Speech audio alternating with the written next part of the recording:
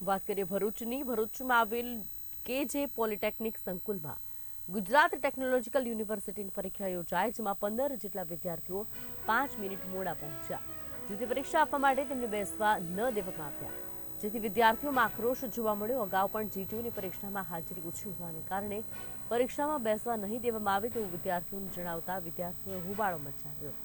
ત્યારબાદ આજે કેજે પોલિટેકનિકલ સ્કૂલમાં પરીક્ષા આપવા માટે આવેલ 10 થી 15 જેટલા વિદ્યાર્થીઓ જે બહારથી એટલે કે ટ્રેન મારફતે અપડાઉન કરતા હોય છે, જે ટ્રેન મોડી પડવાના કારણે નિયત સમય મર્યાદા બાદ પહોંચ્યા હતા.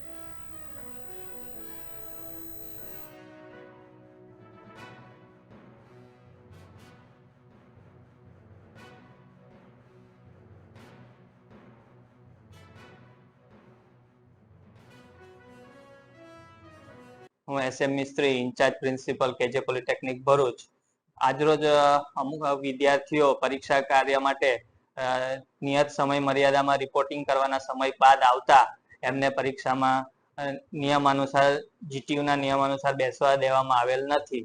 પણ આ ડિસિઝનથી વિદ્યાર્થીઓના ભવિષ્યમાં એવો કોઈ મોટો ફેરફાર થાય નહીં. ફક્ત આજના માટે જેઓ નથી બેસી શક્યા એ લોકો ની એબસન્ટ આપવામાં આવશે. બાકી એમના ભવિષ્યમાં વર્ષ બગડવાનો કે એવો કોઈ પ્રશ્ન ઉપસ્થિત થતો નથી. આજે અમારે ચોથા સેમની એક્ઝામ હતી, એક્સટર્નલ એક્ઝામ હતી જીટીયુની. તો અમારે આજે વડોદરાથી અમારે દરરોજ ભરૂચનું અપડાઉન હોય છે. તો આજે ટ્રેનની ખામીના કારણે અમારે આવવામાં મોડું થઈ ગયું. એમાં અમુક સાહેબો બી પણ છે, એ બી લેટ આવ્યા. તો અમારે આ મોડું થયું એના માટે અમને પરીક્ષામાં નહીં બેસવા દીધા, અને અમારે આ વિષયની પરીક્ષા નહીં આપવા દીધી, એટલે અમારે આવતા સેમમાં ફરી એક્ઝામ આપવાની છે. તો હવે આ અમારે જે આજનો દિવસ બગડ્યો, ને અમે 15 થી 20 છોકરાઓ છે, અમે 15 થી 20 છોકરાને બેસવા નહીં દીધા. અને સર એવું કે થોડું બી અન્ડરસ્ટેન્ડિંગ નહીં રાખતા, ને એમ કે છે કે અમારા રૂલ પ્રમાણે અમે નહીં બેસવા દઈએ એમ કે છે.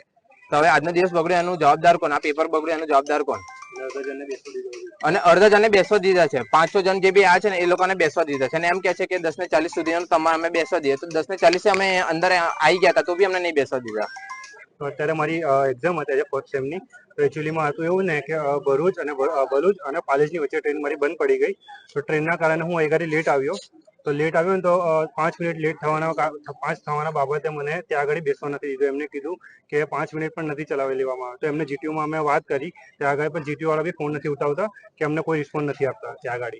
ને અમારી એક્ઝામ બગડી, અને આજનો દિવસ આખો બગડ્યો. હવે એમાં અમારો ફોલ્ટ નતો, ટ્રેન એમાં વચ્ચે પડે એમાં અમારો ફોલ્ટ નતો સર. અમે પ્રિન્સિપલને બી રજૂઆત કરી, બધાને રજૂઆત કરી, પણ અમને કોઈ સપોર્ટ નહીં મળ્યો. અને અમને એવું કીધું કે તમે જીટીયુ વાળા વાત કરો, જીટીયુ વાત કરો, એ લોકો વાત કરશે ને ફોન બી નથી ઉઠાવતા એ લોકો. તો અમારે શું કરવાનું? કારણ કે આજનો દિવસ અમારો બગડ્યો, આજનું પેપર બગડ્યું. અમે એટલી પ્રિપરેશન કરીને આવ્યા છે, સ્ટડી કરે છે આટલું, ત્યાં આગળ ટ્રાવેલિંગ કરીને બી ત્યાંથી અમે 2 કિલોમીટર ચાલતા આવ્યા. રેલવે ફાટકથી લઈને છેક બહાર સુધી હાઈવે સુધી અમે ચાલતા આવ્યા છે. તો બી ઘરે એક્ઝામમાં પહોંચવા માટે ખાલી 5 મિનિટ લેટ પડવા બાબતે અમને ઘરે એક્ઝામમાં બેસવા નથી દીધા. એ બાબતે અમારે શું કરવાનું?